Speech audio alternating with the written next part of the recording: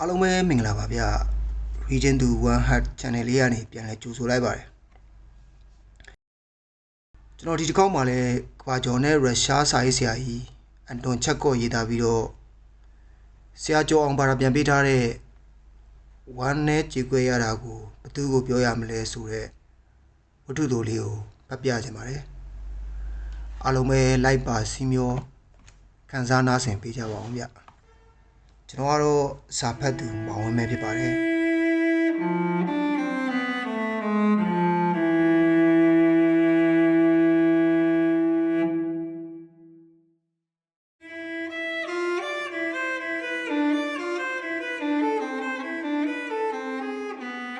ဝမ်းနဲ့ကြေကွဲရတာဘသူကိုပြောပြရမလဲညနေစီးစာစောစောလင်းထိန်လာသည့်လမ်းမီးတိုင်များပေါ်တွင်နှင်းပွင့်များလေဟုန်စီးပြန်ဝဲပြီးလေးလေးတွဲတွဲကျလာသည်မီးတိုင်များပေါ်တွင်နှင်းလွာခပ်ပါးပါးဖုံးလာသည်မြင်းတွေ၏ကြောတွေပေါ်တွင်နှင်းပွင့်များတီးနေသည်ဆိုဖာမောင်နှမအိုင်အိုနာပိုတာပေါ့သည်ထိုင်ကုန်ထက်တွင်တစေပြူကြီးတစ်ကောင်လိုထိုင်နေသည်ရှေ့သို့ကိုင်းလျက်မလုံမရှားနှင်းတူကြီးတစ်ခုလုံးသူ့ကိုယ်ပေါ်ကြားသည့်တိုင်ခါချမိပုံမျိုးမရှိမြင်းမလေးသည်လည်းဖြူဖြူဖွေးကတုတ်တုတ်မြမလုပ်ပဲငြိမ်ငြိမ်ရက်နေသည်ရင်းမှာအယိုးငေါငေါနှင့်မြင်းပိန်မြင်းချောက်ဖြစ်သည်ဆိုင်မှာဝယ်လို့ရသည့်တကူပတ်တန်ချင်းမြင်းရုပ်မုံမျိုးနှင့်သူသည်မြင်းမလေးသည်သူ့ဆရာကိုပင်အမြင်မပြတ်နိုင်ပဲစဉ်းစားတွေးသောနေဟန်သူသည်သူ့ကိုထွန်တုံးတဘိုးမှဖြုတ်ခါစွပ်ဖားအဆွဲခိုင်းခြင်းဖြစ်သည်မြင်နေကြနီညိုညိုလဲမြေဝန်းကျင်မှခွာခဲ့ပြီးပြိုးပြိုးပြပြလောဘနှင့်အတန်တွေဆူညံနေသောအရက်လူတွေဥဒဟိုဒီမလာဟိုတို့ခက်မြမြန်သွားနေကြသောမြင်ကွင်းလေတို့ရောက်လာခဲ့ရသည်ခမားဆိုရင်လည်းဘာတွေဖြစ်နေကြသလဲတွေ့ဝင်ငေးမောတွေးတော်မိမိအမှန်ပင်ချိန်တန်ကြာအိုင်အိုနာရောမြင်းမလေးပါငြိမ်နေသည်စွပ်ဖားစခန်းမှညစာမစားမီသူတို့ထွက်လာခဲ့ကြသည်ယခုထိသူတို့စွပ်ဖားကိုငှားမိသူမရှိသေးညနေဆောင်လာသည်တွင်မြို့ကိုမြူနှင်းတွေဖုံးလွှမ်းလာသည်ဖြူဖြောသည့်လမ်းမီတိုင်များသည်ပို၍လင်းလာသည်အပူရှိန်ပြင်းထန်လာသည်လမ်းပေါ်ကအတံပလံများလဲစူညံကြေလောင်လာသည်အတန်တရံအိုင်အိုနာကြားလိုက်သည်ဟေးစပါမောင်နှမငါ့ကိုဘိုင်ဘော့ခရိုင်ပို့ပေးစမ်းအိုင်အိုနာဒီစပါးကိုစတင်မောင်းနေသည်တနေရာတွင်ခေါင်းဆောင်ပါသည့်စစ်ဘော်အင်ဂျီဝဲအရာရှိတယောက်အားနှင်းပွင့်များတီးနေသောမြစ်တောင်ကိုပင့်ကြည့်ရမှခက်ရေးရေးမြင်ရသည်ဘိုင်ဘော့မောင်းကွာဟုရာရှိကထပ်၍ပြောသည်မင်းအိပ်ပျော်နေရလားသွားလေကွာဘိုင်ဘော့ကိုသွားခေါ်တန်ကြမ်းမှန်းသိရန်အိုင်အိုနာဒီစကြိုးကိုဆွဲကလောက်ကချသည်မြင်းဤကိုပေါ်မှနှိမ့်မွေ့များသည်လေလက်ဖြင့်တက်ချသည်အရာရှိသည်စွပ်ဖားပေါ်တက်၍ထိုင်သည်အိုင်အိုနာကရှာပြားမှကလောက်ဟူ၍အတန်တစ်ချက်ပြုကာခေါင်းကိုဘဲငန်းလိုထောင်၍ကြည့်ပြီးထိုင်ကုန်တွင်မမတ်ထိုင်ကာကြာဖို့တန်ဖြန်းကနေပေသည်သူ့မူရာမှာလိုသည်ထက်ပို၍ဖြက်လက်နေသည်မြင်းမလေးလဲခေါင်းထောင်လဲဆန်းလောက်ကခြေထောက်များကိုကွေးကောက်ပြီးဝုန်းကနေထ၍ပြေးသည်ဘယ်ရက်စီတို့ပြေးရမည်ကမသိသေး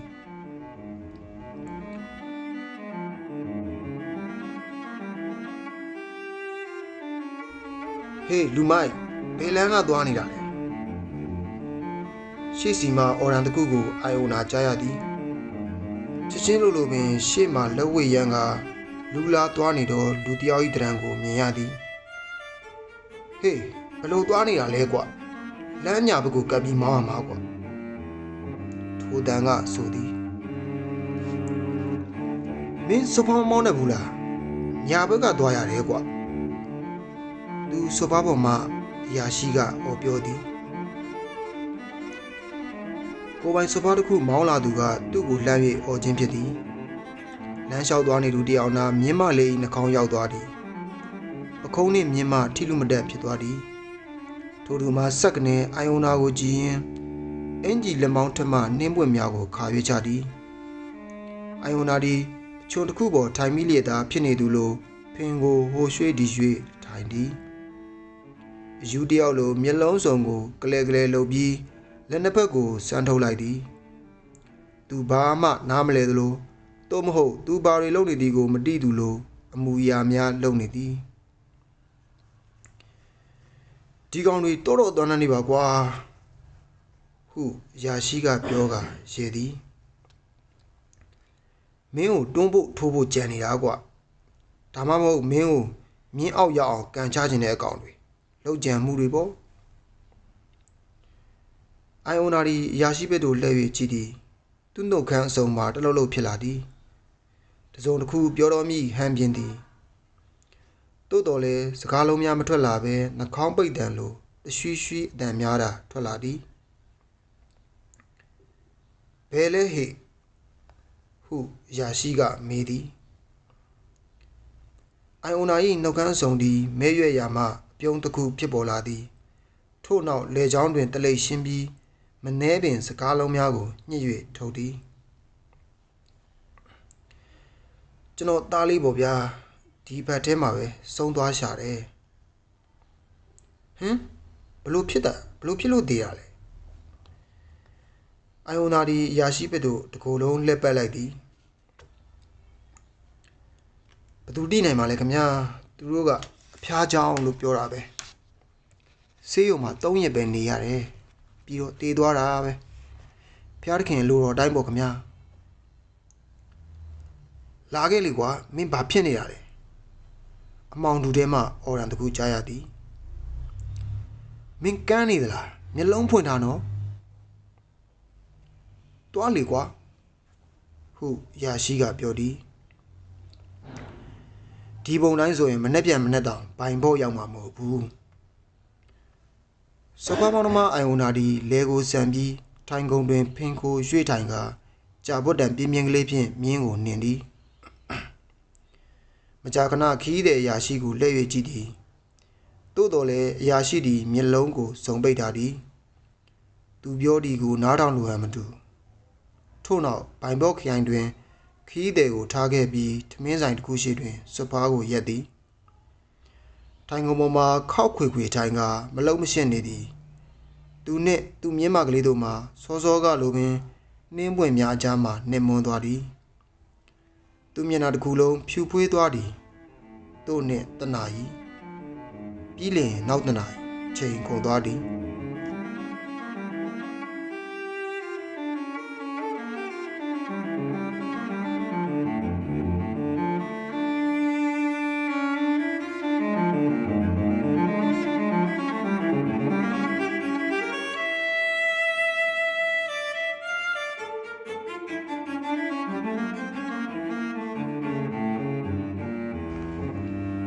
လမ်းဘေးတွင်လူငယ်3ယောက်နှင်းစည်းဖက်နှက်ကြီးစွတ်ကာတစ်ခွက်ခွက်ရှောက်လာသည်သူတို့ချင်းချင်းစကားများလာကြသည်အတန်များကျယ်လောင်လာသည်နှစ်ယောက်မှပိန်ပြီးရက်ရှည်သည်တတိယလူငယ်မှခတ်သေးသေးခက်ငယ်ငယ်ဖြစ်ပြီးကြောတွင်ဘူကြီးတစ်ခုနှင့်ဖြစ်သည်ဟေးစပါမောင်နှမတို့ကိုပလိတ်ဒရလိုက်ဖို့ဟုကြောဘူကြီးနှင့်လူငယ်ကအတန်အေးအဖြင့်ပြောသည်တို့3ယောက်ကိုဘက်20ပေးမယ်အိုင်အိုနာဒီမြင်းစစ်ကြိုးကိုဆွဲပြီးနှုတ်ခမ်းကိုပြင်ကာစုပ်သက်သည်ကိုဘက်20ဆိုသည်နဲသည်တို့တော်လဲဈေးဆိုကိုစဉ်းစားမနေတော့တရူပဲဖြစ်ဖြစ်အားကိုပဲဖြစ်ဖြစ်အကြောင်းမဟုတ်ခီးတဲ့ရနေဖို့အရေးကြီးသည်လူငယ်3ယောက်သည်တယောက်ကိုတယောက်ဆဲကာဆိုကာညင်ပွားကြသည်စုပ်ဖားပေါ်ခုန်တက်ပြီးဘသူကမတ်တက်ရက်ပြီးဘယ်နှယောက်ကထိုင်မိနေရလူကြသည်နောက်ဆုံးတော့ခါတွင်အဖူကြီးပါသူသည်မတ်တက်ရက်ပြီးလိုက်ရမည်သူသည်အရက်ပူဆုံးဖြစ်သည်ဖြင့်ထိုနေရာနှင့်ထိုက်တန်သည်ဟုဆုံးဖြတ်ဖြစ်သွားသည်ကဲသွားမယ်ဟေ့ဟုကြောဖူကလေးကအော်ပြောပြီးနေရာယူသည်အသက်ရှူသည့်လေသည်အိုင်အိုနာ၏လေကုတ်ကိုလာ၍တိုးသည်တွားလေဟေးနောင်ကြီးခမည်းစောင်းထားတာဘလို့အုတ်ထုံမျိုးလဲဒ ဒီလောက်ပုံပြတဲ့အုတ်တို့မျိုးစိတ်ပီတာစပတ်မှာတော့ရှာလို့သိမယ်မထင်ဘူးဗျဟီဟုတ်တယ်ဗျအုတ်ထုပ်ကရေရတယ်အိုင်အိုနာတခက်ခက်ရေသည်ဒါဖြင့်မှန်မှန်မောင်းလေကွာခမဒီခီးကိုဝရထိုးပြီးသွားမှာလားတို့တော့ခေါင်းနေပူလာပြီဟဲ့ခေါင်းနှချမ်းကွဲသွားလာတော့ထင်ရတယ်မနေ့ကဓာတ်မစွန်မှာတောက်တာများသွားတယ်ဘတ်စကာနဲ့ဇွန်းညက်လေးပလင်းတောက်ခဲ့တယ်ရက်ရှည်သူတယောက်ကပြောသည်မင်းဘာဖြစ်လို့လိန်ပြောနေတာလဲမင်းဟာဝက်မျိုးပဲတခြားရက်ရှည်ကပြောသည်ငါလိန်ပြောရင်ဖျားတခင်ကငါ့ကိုတေအောင်ရိုက်ပါသေးကြဘိုးဆိုတာအမှန်တော့ပြောတာကွာဟီအိုင်အိုနာတခက်ခက်ရေသည်လူကြီးမင်းတွေကရေစရာပြောတတ်တယ်နော်ဖူးကြောဘူးကလေးကမတက်မတာဆိုသည်ခမကြီးဘာတွေပြောနေတာလဲမမောင်းဘူးလားခမဒီလိုပဲမောင်းတတ်သလားကြာဖို့ကိုသုံးဗျနာရိုက်ဗျရိုက်လေခမကောင်မလေးကိုရိုက်လေဗျအိုင်အိုနာနေမတိတိုင်မသာဖြစ်ရသည်သူနှင့်ကြောချင်းကလေးရဲ့ကြောဘူးကလေးကတွန့်လိန်ကောက်ကွေးကလှုပ်ရှားနေသည်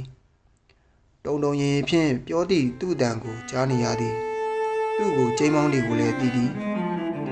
လမ်းပေါ်တွင်လူတွေဥဒဟိုသွားနေကြသည်ကိုသူမြင်သည်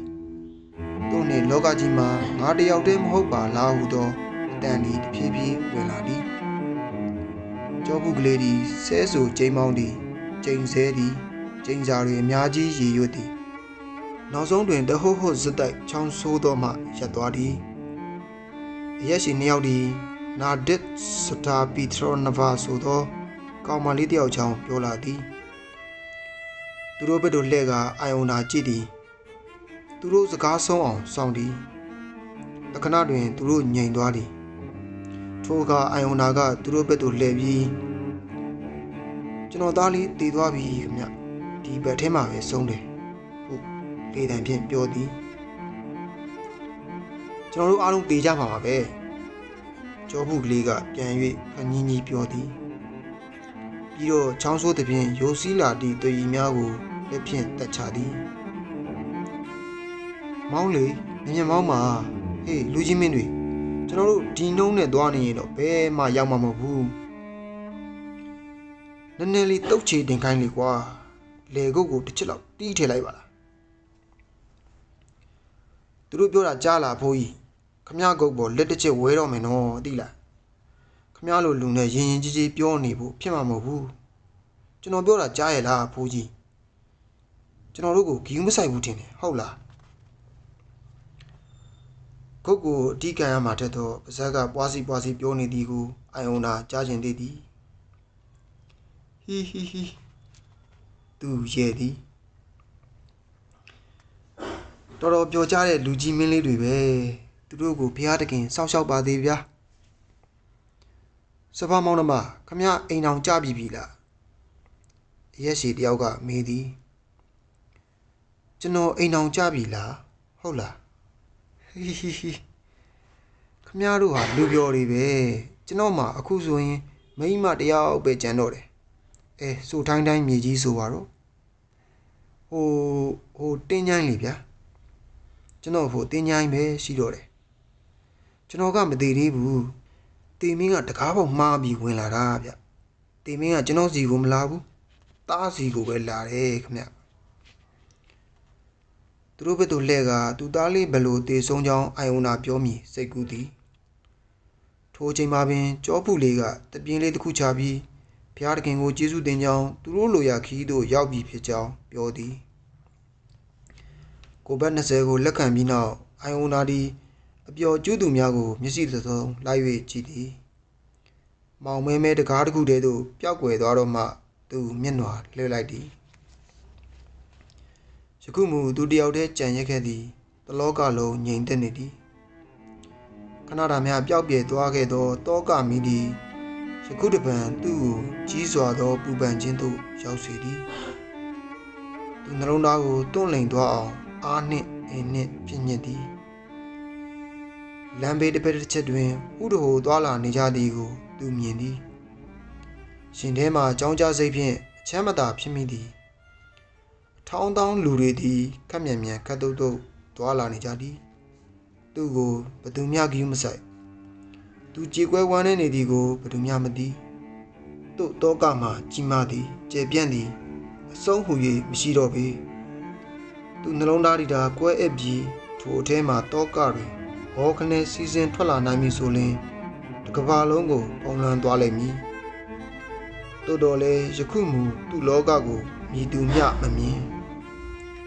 သူတို့မမြင်နိုင်သည့်တနေရာတွင်ပုံးရှိုနေသည်နေကင်းကြောင်တော်မှာပင်ဖျောင်းနိုင်ခိုင်ကလိုက်လံရှာဖွေညာလဲမြင်တွေ့နိုင်မည်မဟုတ်တကမှုတယောက်အိတ်တစ်ခုကိုကင်ကရှောက်လာသည်သူ့ကိုပြောအုံးမည်ဟုအိုင်ဝနာဆုံးဖြတ်လိုက်သည်ဘယ်ချိန်ရှိပြီလဲခမဟုအိုင်ဝနာမေးသည်12 နာရီရှိပြီခမဘာဖြစ်လို့ရက်နေတာလဲစပြေးသွားပါတော့လားအိုင်ဝနာဒီလမ်းတိုင်းခဏဆွေမောင်းသည်သူ့ခန္ဓာကိုယ်ကကွေးကိုင်းနေသည်သူ့မှာတောကမီဝိုင်းနေသည်လူတွေကိုပြောပြနေကအကူကြီးတောင်းနေပြီလဲအရာမရောက်နိုင်ဟုသူတွေးထင်မိပြီးကိုမက်ကခေါင်းကိုရမ်းသည်ခေါင်းထဲမှာနာကျင်စရာတစ်ခုများရှိနေသလားထင်ရသည်ထို့နောက်မြင်းစစ်ကြိုးကိုဆွဲသည်ဆက်လက်တီးမခံနိုင်တော့ပြီမြင်းဆောင်ပြန်တာပဲကောင်းတယ်ဟုသူတွေးသည်မြင်းမလေးသည်သူ့စိတ်ကိုတီးတီးလာအသားကျပြေးလေသည်နောက်တနာရီနှင့်တဝက်ရှိလျှင်အိုင်ဝနာဒီမီးပိုဟောင်းကြီးတစ်ခုဘေးမှထိုင်နေသည်မီးပိုထဲတွင်ကြမ်းပြင်ပေါ်တွင်ခုံတန်းလားများပေါ်တွင်လူတွေအိပ်ပျော်ကဟောက်နေကြသည်ကိုတွေ့ရသည်လေမှာအနှံ့တဲ့မကောင်းယောဂဘိုးတွေရှိနေသလားထင်ရပြီးမွန်းကျက်နေသည်အိုင်ဝနာဒီအိပ်ပျော်နေသောလူတွေကိုကြည့်သည်သူဒီခေါင်းကိုအသာယာကုတ်သည်သူပြန်ရောက်တာစောနေသည်ဝမ်းနည်းစရာပင်ဒီနေ့ကောက်ရိုးဖို့တောင်မရခဲ့ဘူးစိတ်မှာတွေးမိသည်ဝမ်းနည်းကြေကွဲရတာကိုဒါပေမဲ့သူ့အလုပ်သူတည်တဲ့လူပြီးတော့ဘိုက်တင်းနေတဲ့လူပြီးတော့သူ့မှာလဲအစာဝဝစားရတဲ့မြင်းရှိတဲ့လူအဲ့ဒီလိုလူဆိုရင်တော့လောကကြီးနဲ့ဆင်းကိုပြည်နေမှာပဲဒီလိုလဲတွေးမိပါသည်တောင်းတနေရာမှာစပါးမောင်နှမလူငယ်ကလေးတယောက်အိတ်ချင်မူရူးနဲ့ထလာပြီးရေပုံးယူရန်သွားသည်မင်းရင်ငတ်လို့လားဟုအိုင်ဝနာကမေးသည်ထင်တာပဲအေးရင်ငတ်တာကောင်းတယ်ဒါပေမဲ့ငါ့မှာတော့ညီလေးငါသားတည်သွားပြီကွငါပြောတာကြားတယ်နော်ဒီဘက်ထဲမှာပဲဆေးရုံမှာတည်တယ်ဒုက္ခတွေတပုံကြီးပါကွာသူ့စကားတွေကိုကြားသူရှိသလားကြားရင်ဘလို့များခံစားကြသလဲသူစူးစမ်းသည်တို့ပေမဲ့တယောက်မျှသူမမြင်စောစောကလူငယ်လေးသည်မျက်နှာကိုအဝတ်ဖုံးကအိပ်ပျော်သွားသည်အိုင်ဝနာဒီတပြင်းချပြီးခေါင်းကိုအသာအရာကုတ်သည်လူငယ်လေးရေတောက်ခြင်းသလိုသူလည်းစကားတွေပြောခြင်းသည်ယခုဆိုရင်သူသားတည်သည်မှာတပတ်ပြည့်တော်မူယခုထိသူသားတည်သည့်အကြောင်းကိုမိတုကိုမြအသေးချာပြောမပြရသည်ဖြည်းဖြည်းချင်းသူပြောခြင်းသည်တတိထားပြီးသူပြောခြင်းသည်သူသားဘလို့နေမကောင်းဖြစ်ရသည်ဘလို့ခံစားရသည်မတည်ခင်ဘာတွေပြောသွားသည်ဘလို့တည်သွားသည်ရင်းတို့ကိုစီကပတ်ကုံပြောပြခြင်းသည်ပြီးတော့အတုပချပုံဆေးရုံတို့ကိုလည်းပြောပြခြင်းသည်သူတမီအင်းနဲ့ဆရာဒီတောမှာပင်ရှိနေသေးသည်သူ့ကိုတာအကြောင်းပြောပြခြင်းသည်သူ့ကိုလည်းတာအကြောင်းပြောပြခြင်းသည်ဟုတ်သည်ပြောစရာတွေအများကြီးရှိသည်နားထောင်လူဒီပင့်တက်လိုက်ဖို့ဖြစ်မည်တပြင်းချမည်တေသူအတွက်ဝမ်းနွဲပူဆွေးသွားမည်ဤသို့ဆိုရင်ဤမိမသားတွေကိုပြောပြတော့မှကောင်းမည်ထင်မည်မိမဆိုသည်ခတ်ထုံထုံခဏနာဖြစ်တော်လဲ စကားတစ်လုံးနှလုံးနောက်နှင့်မျက်ရည်ကျတတ်သည်မျက်ရည်လွယ်သည်အခုတော့မြင်းမလေးကိုသွားကြည့်အောင်ပါအိပ်ဖို့အချိန်တွေအများကြီးရှိသေးတာပဲဘာများကြောက်စရာရှိလို့လဲဤသို့အိုင်အိုနာသွေးမိသည်ကောက်အင်းကြီးကိုဝက်ပြီးမြင်းဆောင်သို့သွားသည်လမ်းတွင်ကောက်ရိုးနှင့်မြင်းမလေးစားဖို့ဂျုံနှင့်ယာဒီဥရုအကြောင်းတို့ကိုစဉ်းစားသွားသည်သူတယောက်တည်းရှိနေလျင်တားအကြောင်းမသွေးခြင်းတားအကြောင်းဘသူကိုမဆိုသူပြောပြနိုင်သည်သို့တော်လည်းတယောက်တည်းဆိုလင်မူတားအကြောင်းတွေးရတာတားကကိုရောင်ပြနေသည်ဟုထင်လာမှာအိုးမဖြစ်ဘူးအဲ့ဒီစကားမျိုးတွေမကြားခြင်းရင်သာသည်ဟေးဘိုက်ဝအောင်စားနေပြီလားမြင့်မလေး၏အယောင်တောက်နေသောမျက်လုံးတစ်စုံကိုမြင်ကာသူပြောသည်စားဟေးစားဒီနေ့ဂျုံဝယ်ဖို့တောင်ပတ်စံမရဘူးကောက်ရိုးစားနိုင်တယ်မို့လားအေးငါလည်းအသက်ကြီးလာပြီစော်ဖားမမောင်းညင်တော့ဘူးမမောင်းရင်ငါသားမောင်းမှာကွသူမတကယ်စော်ဖားမောင်းသမားအခုလောက်ဆိုစော်ဖားမောင်းနေရောမယ်အိုင်အိုနာဒီခဏနှုတ်ဆက်နေသည်ထို့နောက်စိတ်ရပြောသည်အဲ့ဒီလိုပဲမြင်ဦးမလေးငါသားကုစမအိုင်အိုနဲ့တယောက်မရှိတော့ဘူးတို့လက်ပေါ်မှာတည်သွားတာကွကဲအခုမင်းမမြင်းကလေးတစ်ကောင်မွေးပြီးဆိုပါစို့ဒီလိုဆိုရင်မင်းကမြင်းကလေးရဲ့အမေပေါ့ဟုတ်လားပြီးတော့ဆိုကြပါစို့ရုပ်တရက်ချစ်ချင်းပဲမြင်းသားလေးဒီလောကကခွာသွားပြီဆိုရင်မင်းဝမ်းနေမှာပဲနော်မြင်းမလေးသည်ကောက်ရိုးကိုဝါရင်သူပြောသည်ကိုနားထောင်ကသူ့လက်ပေါ်သို့နှာခေါင်းမှလေများမှုတ်ထုတ်နေလေသည်အိုင်အိုနာဒီလည်းပရိဒေဝကိုလက်မြောက်ရှုံးပေးပြီးမြင်းမလေးအားဖြစ်ကြောင်းကုန်စဉ်ပြောပြနေလေသည်ကြော်အောင်ဇန်နဝါရီ1886ပြီးပါပြီ